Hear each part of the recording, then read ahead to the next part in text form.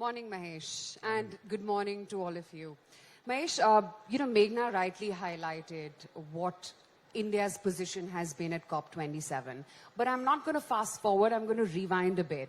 For all the audiences here, let's dumb it down and let's first try and understand what is renewable energy and what is decarbonization? Because we keep hearing that countries want to, go green, they want to focus on hydrogen as an energy module. What is this all about? Thank you, Aisha. Thanks to the Times Group. I think this is a fantastic opportunity for us. And this is a global priority, decarbonization, as much as it applies to us as a nation. It's a huge global priority. And we have seen what happened at COP26 last year, COP27 just now, as it finished a few days back. The fundamental question, Aisha, that you asked about, what is renewable energy, what is sustainable energy, is instead of putting more burden on Mother Nature and the planet Earth, how do you use the freely available natural resources and how do you create energy that is needed for the economic growth but do not create harmful carbon emissions for the planet? Because today's generation of ours, but our next several generations should have a much cleaner, much sustainable future. So using various forms of renewable energy is by far the best bet to have that sustainable future. And we call it a trilemma, that you want it to be sustainable, you want it to be affordable, and you want it to be reliable. Because it should not happen that clean energy transition comes at a cost. We have to make sure that the cost impact is also minimized. It's ironic that we talk about this in a city like Delhi where everyone doesn't look at the time on their phones, they look at the AQI levels. How do you do it? I mean, it's easier academically than to actually put that into practice. I'll be candid, these 3-4 months of Delhi I don't like because of the air quality, and that is something that I think all of us we deal with. But there are different ways of doing it. It's a multi-pronged approach. You have to look at the sources in the nature. There can be solar, there can be wind, there can be hydro. There are more newer fuel solutions that are coming. So that's one aspect. But we should not forget that today's air quality is bad, as you mentioned, also because of the technology we have today and the emissions we have today. So you also have to focus on reducing emissions of today. So while you look to the future, which is definitely the path that we are on, and India as a nation is doing very well on that journey, but we should also be very well reminded that today there is 60 to 70% of India's energy generation through the coal-fired power plants.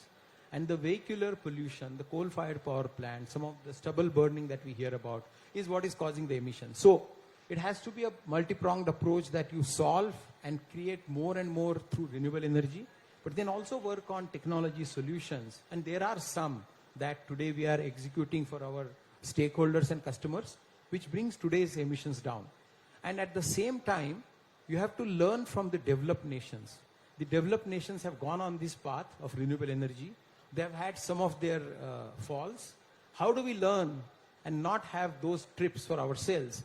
This is the multi-pronged approach which will benefit the nation, we believe. Okay, so multiple things here. At a personal level, obviously you get a little bit conscious about, your carbon footprints and the way you're going about using energy. But at a country level, how is it that you do that? Is it really simple to do it, and does it come at the cost of the trilemma that you mentioned, at heavy investment? I think investments will be needed. The energy transition, we have to be candid, will not be free. It will not come free of cost. However, there is a path to reach there.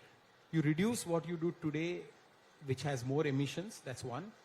You keep increasing. The nation has a target of 2030 for 50% renewable energy power generation. So you go on that path. But then there are also other solutions which look into the future technologies. And we have a lot of these technologies available today. They will evolve. They will further develop. But today there are solutions to use the hydrogen gas in gas turbines. Gas turbines is a good bridge from today's coal-fired generation to tomorrow's renewable energy generation. So using the hydrogen in the coal-fired power plants, reducing the emission there, using them in gas turbines, these are some of the things that we can do. We will need significant investments. There are different estimates. Some estimates talk about $200 billion a year for the next several decades. But suffice it to say, there is enough funding and financing which can be available if we start making execution on our path that we are on the 2017 net zero.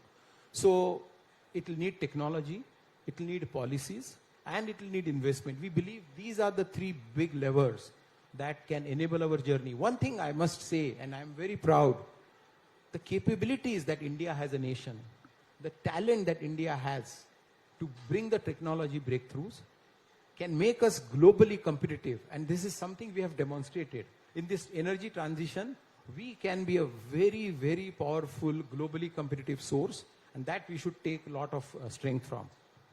You know, Mahesh, you at GE are a more than a century-year-old company, and you have been sort of pushing India to its Atmanirbhar cause for over a century now. Tell me the technology that you bring about to try and make India carbon neutral. We have a proud history of 120 years. We are as local as it gets in this nation. We started in 1902 with a hydroelectric power plant, renewable energy. But today, what we do is in different areas of fundamental infrastructural sectors, may it be aviation, may it be healthcare, or may it be energy. And in all these, we stay focused on technological breakthroughs which bring sustainable solutions to the stakeholders, sustainable solutions to the customers. You can take an example of a wind power technology where we produce breakthrough solutions in India, but our philosophy has been innovate in India and make in India for India and the world. So Atmanirbhar doesn't need any bigger testimony than 6,000 engineers who develop these solutions in Bangalore, or the new hydro solutions that we bring for energy storage, or the hydrogen that we burn in the gas turbine. So this is a very wide era of 120 years of infrastructural solutions that we bring. We are also very proud of how we support the global businesses. We have huge exports, Aisha. We have 70 to 80% exports in most of these businesses. So Atmanirbhar not only for India, but also supporting the global needs. Sure. You know, that's the other point that I wanted to make. You know, it's one thing to attend a COP27 and give a target. How sustainable and achievable do you think? How far is India in its renewable energy, carbon neutral dream? It's a journey. We have not arrived, but last 10 years, if you look at the last 10 years, it's a very positive confidence that we can get that we have made progress in the solar generation. We have made progress in the wind generation. We have embarked on the hydrogen policy. We have embarked on the round-the-clock hybrid power generation. Now, these are things that we will need to continue, we will need to accelerate, but we'll also have to embrace, as you asked a question about financing, that we'll have to embrace that the breakthroughs and technologies will need financing. These policy decisions will need to be further strengthened. But one definitely believes that there is no going back. The world or the nation doesn't have going back when it comes to renewable energy. If we learn from some of the experiences that the other nations have gone through, we can have a much smoother transition as we look to the 2070 net zero targets. You know, do enlighten our viewers. I'm sure they would want to know what is it that other developed nations are doing that India can do and try and achieve that goal. I think that's a great question. If you look at some of the developed nations, if you look at the Western nations, they have progressed further on the path of renewable energy. Today, the electricity that goes to their industries, businesses, homes, has much higher percentage from renewable energy, which is a positive that we should learn. But as they have done that, they have also had some challenges in terms of the grid that transmits and distributes this power generation.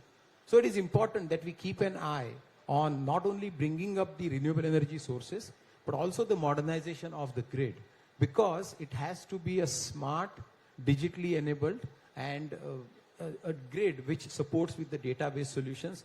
That is what will be needed. If you generate renewable energy and your other ecosystem doesn't keep pace with it, that is where some of the developed nations have faltered. The other piece which is important is we are looking at the hydrogen policy. I think the hydrogen manufacturing cost, electrolyzers cost in India will be very, very competitive. That is something we can offer a much bigger value to the entire world So talking about technological breakthroughs, talking about Atmanirbhar, this is something that we can add value to the entire global energy transition. But tell me, you've been in the business for over 100 years with India. You talked about as to how the last 10 years especially have been a breakthrough of sorts, and, the entire machinery has been on an accelerator. What's been your experience in the last 10 years? What is India doing right now? Also, I must say there's a lot of awareness, 10 years back, no one even knew about what a carbon footprint is. But what is it that we're doing right so far? I think the national level targets and national level policies that have been implemented in the last 10 years probably is by far the biggest contributor to what you said. Awareness, momentum. There have also been in the last couple of years further advanced policies. So we have seen in the last 10 years how it has become easily possible to access green energy, even if you are an industry, even if you are a home. And that is something that has increased the penetration. We will need more of that. We will need more embracing of some of the new technology solutions. And also it's important that sun can shine few hours, wind can be blowing for a few hours, but how do you make it round the clock, 24 hours, 365 days solution? And there are solutions. There is hybrid architecture that one can provide. There are pumped hydro storage solutions which are much better than the battery storage solutions. Battery storage is still not as cost competitive as pumped hydro storage is. So a mix of all these solutions is something we will have to put, as you mentioned, on a further acceleration to achieve our journey. But the policies give you confidence. The participation of the industry, the participation of the technology focus areas gives us confidence that we can continue. One thing we can do definitely better is executing these policies, translating these policies into sharp execution on the ground is something definitely we should focus on and do better than what we have done yesterday. So give me a peek into what is it that you're now doing as a business, GE, for India to try and push the cause forward? Absolutely. There are different areas in which we are working. There are 3 or 4 worth mentioning with everybody. They'll find it interesting. First is we have gas turbines. GE has 30 to 40% of the power generation in the world. Here, probably 80-90% of the gas turbine technology comes from us. And now we have started using hydrogen blending with the natural gas as a technological next step. We are working with NTPC, the leading power generation company, to have hydrogen into their gas turbines. We are working in Kawas, a Gujarat power plant, where we will now start implementing some of these solutions. So this is one stream that we are working on. Pumped hydro storage offers fabulous natural resource through the hydropower. You store the hydro capacity when you don't need it, and when you need it, when you do not have enough energy, you can use that storage at a much lower cost of electricity. This is the second solution. We are designing very specific low wind speed technology turbines for India. They are also useful for the world. And we produce the heart of the wind turbine technology in India, for India as well as for the world. If you look at healthcare, there are very strong sustainable solutions which offer you remote solutions, remote diagnostics, remote ICU. Pandemic needed that. If you look at the aviation industry, sustainable aviation, aviation engines which we fly, the flights that we fly, having lower emissions, these are some very specific areas where the technologists and engineers in GE are helping take this journey forward. And that is the reason one mentioned that we have confidence that we are globally competitive in these areas. I've always been intrigued, and you've talked about hydrogen in perhaps every answer of yours. Is hydrogen, as of now, the most sustainable form of energy we have? These are early days, so I would not call that we know everything on hydrogen, but I think the journey has started in real earnest. There is green hydrogen. You also have green ammonia, which will be much more renewable solution. Today, you produce ammonia with fossil fuels. The fertilizers need it. But tomorrow, the green hydrogen and green ammonia combination can be a fabulous frontier. That will be the future. So we stay focused on adapting to these changing times, but also bringing solutions like we used to call building a world that works. These are the solutions which will pave the next 30, 40 years. I think this is going to be a very critical period. As we mentioned, we have the capabilities, we have the talent in this nation. this nation definitely can add significant advantage to the transition. Right. You know, just so much has happened in the last 2 years, and especially since the Russia-Ukraine war broke out, you realize that you cannot bring down your dependency on fossil fuel energy to zero. Perhaps I'm going to put you in the spotlight with this one, but because you have a bird's eye view on the entire energy sector, can we really do without oil? Oil and fossil fuels in terms of the energy and the vehicular transportation still is a very large chunk for our nation.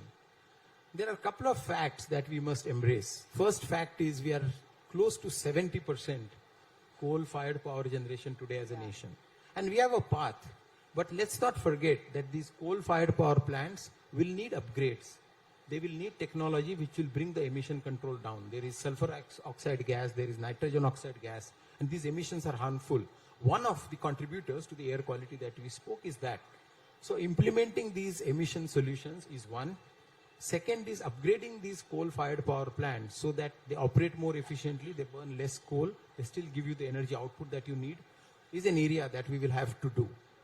The Ukraine war that you mentioned has taught the world that you cannot probably forget coal in a hurry, because while there is energy transition, there is also energy security, Aisha. We can't forget.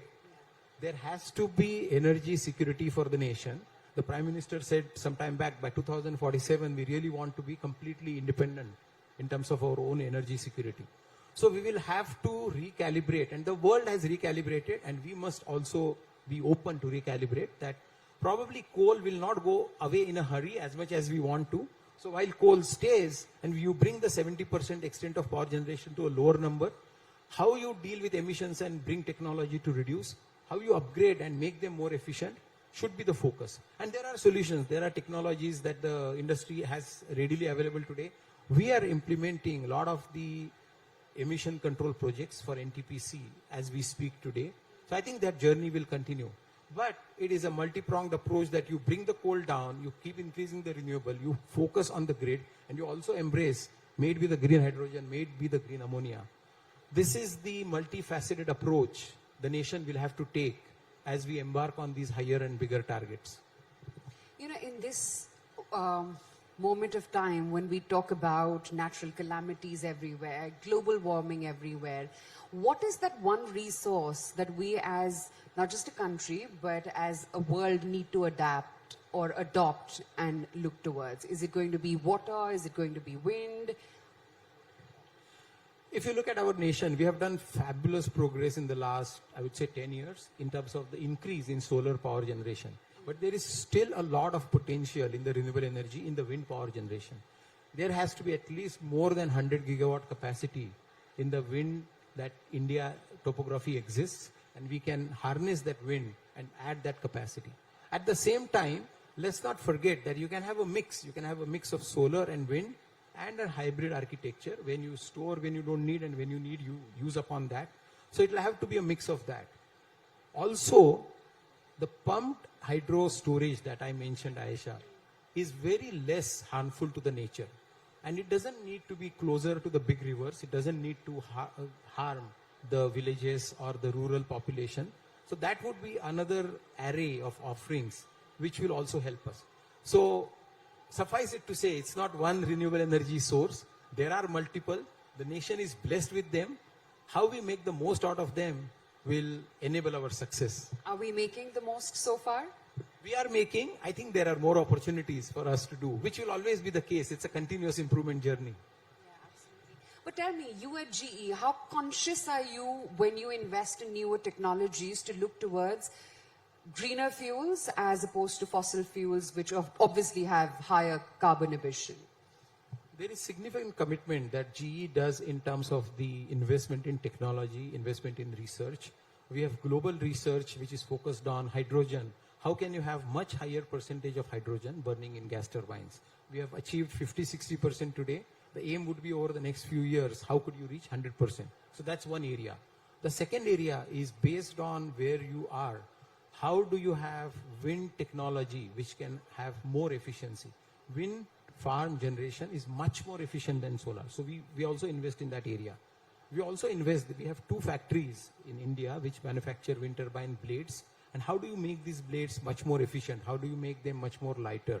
This is another area that we focused on. I must not forget mentioning the sustainable fuel in aviation. So we have a very significant program with our partner in France, CFM, which is focused on the 2050 objective, where we will have much superior and much lower emission, 30 to 40% less emission of the aviation engines on the flights that we fly. And then also there are efforts in terms of what biofuels you can have instead of the aviation turbo fuel that we use today, which obviously has significantly higher emissions. So if one looks at the areas in which we contribute, these are the priorities where we are invested. And last but not the least is also carbon capture. While carbon is generated in few technologies, there are also carbon capture and utilization solutions in which we are doing the research. So this is something definitely the nation will benefit from, as we have very strong capabilities within India, the engineers who are working on global programs and national programs for these technology breakthroughs. Would it also help if countries adopt, and I'm sure many developed nations already are, to try and incentivize corporates to go green? Yes. So there can be incentives of 2 types. Somebody who embraces more green in their consumption can be a positive incentive. There is also a concept, Aisha, we have seen in the world, where if you are using a product or a service which comes from a source which has higher emissions, then you try to put a negative incentive, meaning you put a little bit of a burden. It can be a little bit of a carbon tax in a way whereby it becomes disincentivizing to buy from somebody who pollutes more emission. So I think there are both ways that we can do. If you look at some of the PLI schemes, that's a good incentive. We have succeeded well in various areas. We have succeeded well in the solar cell manufacturing.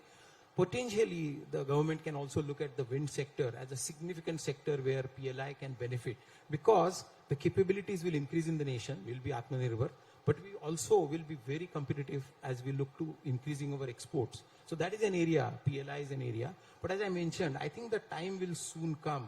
If you are using a product or a service which is coming from somebody who had a higher emission, you may end up paying little more for that. Now, as it starts pinching your wallet, you may not want to buy from that emitting source, and you will go to a greener source. So these are different ways. We have seen the world working on either positive incentives or also a little bit of burdens if you are using from an emitting source. Absolutely.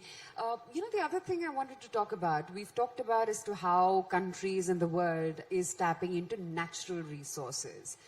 But at a time like this, when you're also having an EV invasion here in India, the world is now turning towards electric vehicles. A, the sustainability and your thoughts on the same.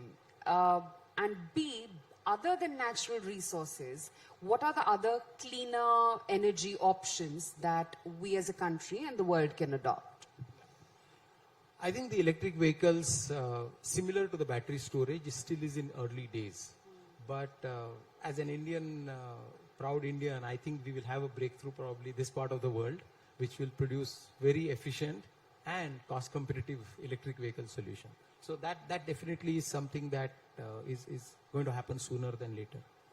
If you look at the fuels, I think the green ammonia that I mentioned, the green hydrogen that I mentioned, these will find much deeper application and penetration when it comes to the electric vehicles. One thing that we keep discussing with a lot of the industry leaders, industry partners, and kudos to them, credit to them, a lot of our companies based in India are having very ambitious plans. You will be so positively surprised, Aisha, when they talk of their green hydrogen plans, green ammonia plans. And these are not, again, plans just for the nation. They have aspirations to produce in the nation, but be a big supplier for the developed nations. They want to be a supplier to Australia. They want to be a supplier to Japan. These developed nations may not be just given their nature and size of those countries. They may not be able to produce as much as we might be able to produce at a globally competitive cost.